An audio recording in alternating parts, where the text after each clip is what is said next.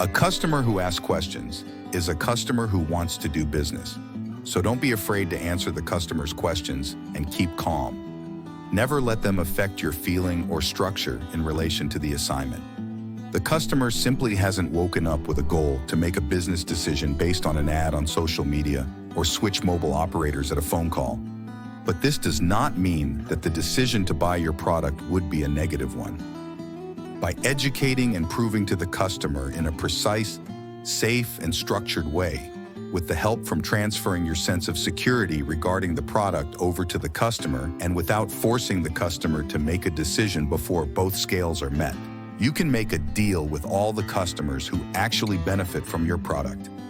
This without regard to previous prejudices or external circumstances. However, there is no magic way to create customers. Either the product is good for your customer or it is not. Either the contact is completely pointless or you have a good chance of making a good deal, depending on that your communication structure is correct.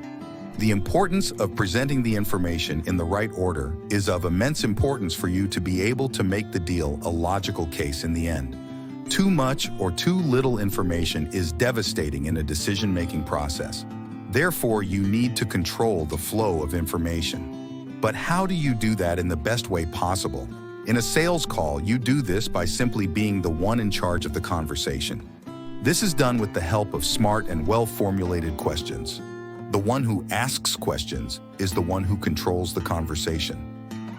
Answering a question during a presentation or a sales process and then handing the conversation back to the customer without further questions or instructions is one of the absolute most common reasons for a lost deal.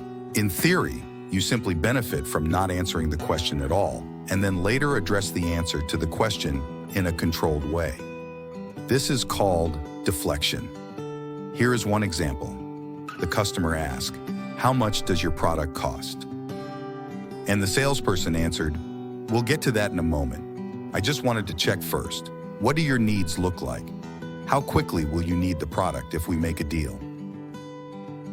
Although this is a very effective way of controlling the conversation, it is an approach that often leads to the customer feeling that the salesperson was not listening.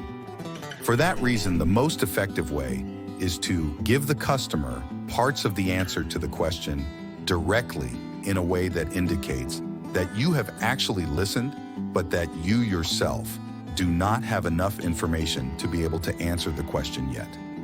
This is done most effectively by always starting the handling of the question clearly and telling them that you understand the customer's question. Then you continue with more leading or controlled questions. Here is a new example. The customer asks, "How much does your product cost?" And the salesperson answers, "How much my product cost?" We'll get to that very soon, but it actually depends on what your needs look like. How quickly will you need the product if we make a deal? Followed up with, "Okay, I understand. Assuming we can actually deliver the product on the date you desire, I would also like to check, besides price, what would you need to know about my product to justify a good decision?" In this way, you retain control of the conversation. Avoid the customer being forced to make a decision before the logical balance is met. And instead, you get more opportunities to know what your customer needs to know about your product before they can consider a decision. Answering the customer's questions can instead, in some cases, force the customer to make a too early decision, a decision before the customer has had time to justify the purchase. As previously mentioned, this will almost always result in a no.